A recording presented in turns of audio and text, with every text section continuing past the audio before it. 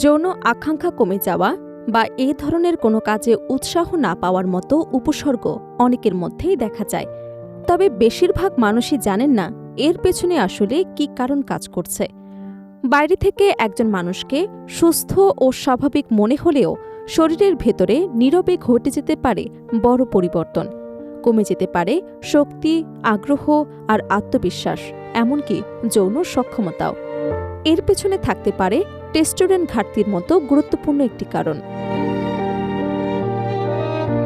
পুরুষদের যৌন সক্ষমতা, শারীরিক শক্তি ও মানসিক উদ্যমের সঙ্গে সরাসরি সম্পর্ক রয়েছে টেস্টোস্টেরন হরমোনের। চিকিৎসকদের মতে এই হরমোনের মাত্রা কমে গেলে শরীরে নানা ধরনের পরিবর্তন দেখা দিতে পারে। তবে প্রশ্ন হল, টেস্টোস্টেরন আসলে কি? টেস্টোস্টেরন হচ্ছে এক ধরনের গুরুত্বপূর্ণ হরমোন যা পুরুষের শরীরে পুরুষানালী বৈশিষ্ট্য তৈরি এবং নিয়ন্ত্রণে বড় ভূমিকা রাখে। একে অ্যান্ড্রোজেন বা সেক্স হরমোনও বলা হয়। মূলত অন্ডকোষে এই হরমোন তৈরি হয়। বঙ্গবন্ধু শেখ মুজিব মেডিকেল বিশ্ববিদ্যালয়ের এন্ডোক্রাইনোলজি বিভাগের সহযোগী অধ্যাপক ড. শাহজাদা সেলিম বলেন, একজন শিশু মায়ের গর্ভে থাকা অবস্থায় টেস্টোস্টেরনের প্রভাবে পুরুষ বা নারী হিসেবে তার অঙ্গপ্রত্যঙ্গের বিকাশ ঘটে থাকে। তার মতে বয়ঃসন্ধিকালের পর ছেলেদের শরীরে টেস্টোস্টেরনের মাত্রা দ্রুত বাড়তে শুরু করে।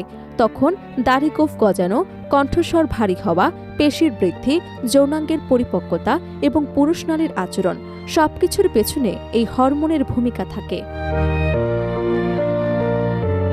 চিকিৎসকদের ভাষায় একজন পুরুষের প্রজনন ক্ষমতা এবং যৌন সক্ষমতার অন্যতম ভিত্তি হল টেস্টোস্টেরনের স্বাভাবিক মাত্রা। টেস্টোস্টেরনের ঘাটতি আসলে কি? শরীরে প্রয়োজনীয় মাত্রার তুলনায় টেস্টোস্টেরন কমে গেলে তাকে টেস্টোস্টেরনের ঘাটতি বা লো টি বলা হয়। বয়স বাড়ার সঙ্গে সঙ্গে এই হরমোন কিছুটা কমে যাওয়া স্বাভাবিক।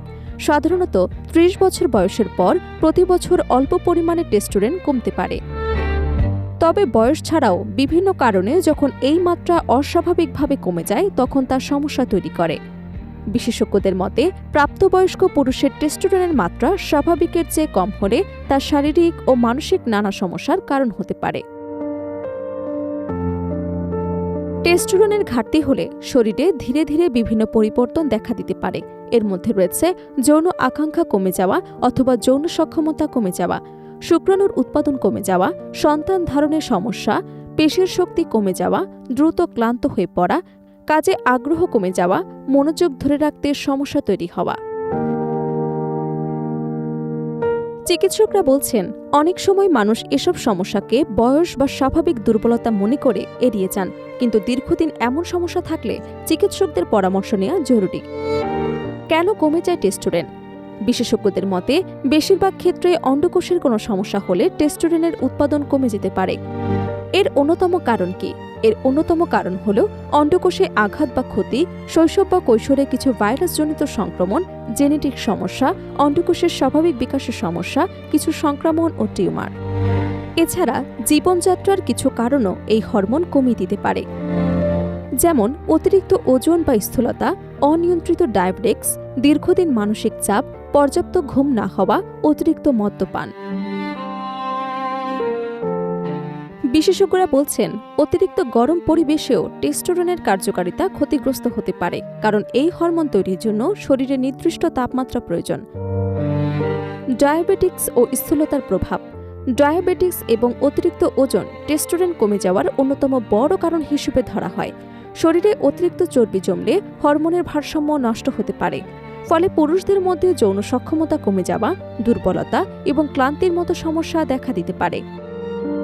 তাহলে প্রতিরোধের উপায় কি? প্রতিরোধের উপায় হল, সব ক্ষেত্রে টেস্টোস্টেরনের ঘাটতি পুরোপুরি প্রতিরোধ করা সম্ভব নয়, তবে জীবনযাত্রায় পরিবর্তন এনে ঝুঁকি অনেকটাই কমানো যায়।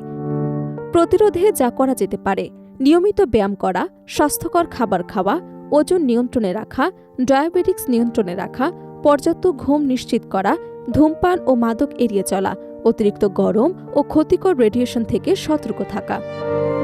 চিকিৎসকরা বলছেন, শরীরে কোনো অস্বাভাবিক পরিবর্তন দেখা দিলে নিজ থেকে ওষুধ না খেয়ে বিশেষজ্ঞ চিকিৎসকদের পরামর্শ নেওয়া উচিত। সবশেষে চিকিৎসা কি? সবশেষে চিকিৎসা হল টেস্টোস্টেরনের ঘাটতির চিকিৎসা নির্ভর করে এর কারণ এবং উপসর্গের ওপর। সবার জন্য একই ধরনের চিকিৎসা কার্যকর নয়। কিছু ক্ষেত্রে হরমোন রিপ্লেসমেন্ট থেরাপির মাধ্যমে উপসর্গ কমানো যায়। এতে যৌন আকাঙ্ক্ষা, শক্তি এবং মানসিক অবসাদের মতো সমস্যা কিছুটা নিয়ন্ত্রণে আসতে পারে। তবে এই চিকিৎসার পার্শ্ব প্রতিক্রিয়াও থাকতে পারে। তাই বিশেষজ্ঞ চিকিৎসকদের পরামর্শ ছাড়া কোনো ধরনের হরমোন জাতীয় ওষুধ গ্রহণ করা উচিত নয়।